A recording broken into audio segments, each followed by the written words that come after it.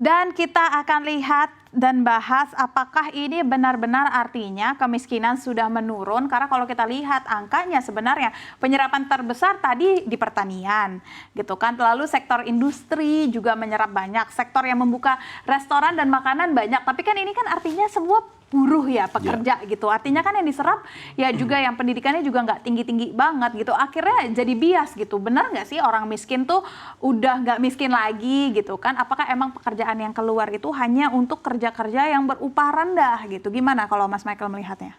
Iya, sebenarnya kalau untuk data pengangguran dan kemiskinan itu inline dengan pertumbuhan ekonomi ya. Semakin ekonomi tumbuh tinggi, harusnya kemiskinan dan pengangguran itu semakin turun gitu. Cuman memang kita lihat semakin kesini memang ada tren penurunan, cuma penurunan itu semakin tipis gitu. Oke, ditahan dulu Mas Michael. Saya pengen punya dapat gambaran dulu dari kebijakannya dulu deh. Gimana kalau dari segi kebijakan? Ya kalau kita lihat di eranya Pak Prabowo mungkin banyak kebijakan ya yang ditujukan untuk menurunkan pengangguran dan kemiskinan ya. Karena kalau kita lihat banyak program-program yang sebenarnya ditujukan untuk menekan kemiskinan ya. Misalkan salah satunya adalah MBG ya. Kalau kita lihat MBG itu kan tujuannya sebenarnya untuk menciptakan lapangan kerja sekaligus menurunkan tingkat kemiskinan. Karena di satu dapur itu bisa bekerja sampai 47 orang gitu. Dan saya mendapat testimoni juga dari 1-2 rekan saya gitu yang memiliki dapur, bahwa ketika mereka membuka dapur itu yang bekerja sampai 47 sampai 50 orang, dan mereka rata-rata memang sehari-hari itu bekerja serabutan. Jadi mereka yang sektor informal dan mereka mendapat penghasilan sampai 2 juta. Ini di luar aktivitas sehari-hari mereka, misalkan sebagai pekerja rumah tangga atau misalkan tukang gitu ya, tukang bangunan gitu ya. Jadi memang belum lagi, dan bekerja mereka kan sebenarnya hanya di jam untuk operasional dapur ya. Dan misalnya misalkan cuci ompreng dan lain-lain. Jadi sebenarnya kalau dari sisi program sebenarnya Presiden saya lihat salah satu program yang dibuat termasuk MBG ini adalah tujuannya untuk itu gitu. Oke, ini salah satu program ya, yang paling terlihat tentunya dengan pencapaian swasembada pangan ya yang kita lihat itu kan dari awal Presiden kan juga sudah banyak kebijakan untuk mendorong itu.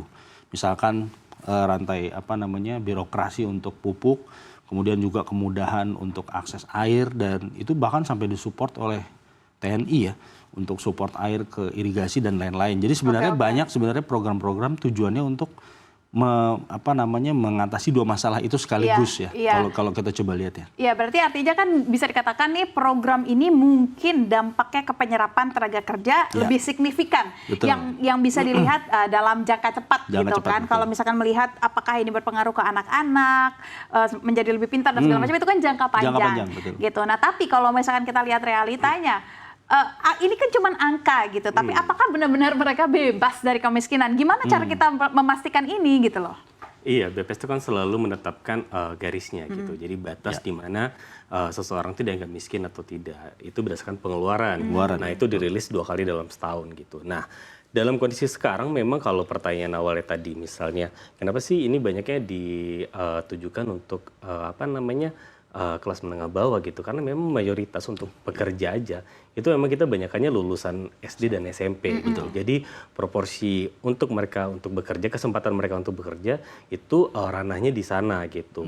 Nah, sementara untuk lulusan S1 dan SMA, S1 dan seterusnya itu kesempatan kerjanya malah semakin kecil gitu. Makanya kalau kita lihat kenapa sih ekonominya tumbuh tinggi tapi penganggurannya itu turunnya nggak signifikan. Nah, karena memang komposisi yang muncul seperti itu, ditambah lagi sekarang ketersediaan lapangan kerja juga nggak banyak karena industri yang tumbuh itu cuma itu aja kan, nggak ada industri yang besar yang mengundang banyak lapangan kerja sekarang gitu. Nah, itu bakal inline dengan kemiskinan juga. Kemiskinan itu concernnya sekarang itu yang desil terbawah, desil 1-4, yang memang itu kategorinya untuk makan aja mereka susah gitu. Makanya muncullah MBG, terus program-program pemerintah yang lain yang ini kalau kelompok ini dikasih pekerjaan layak, maksudnya pekerjaan dengan standar tertinggi yang di atas UMR, itu mungkin belum bisa karena mereka concernnya itu gimana besok mereka bisa makan gitu. Makanya dikasih makan dulu supaya mereka bisa bertahan hidup dan bisa mulai kemudian memikirkan apa pekerjaannya begitu. Oke, nah ini menarik sebenarnya untuk dibahas lebih dalam lagi.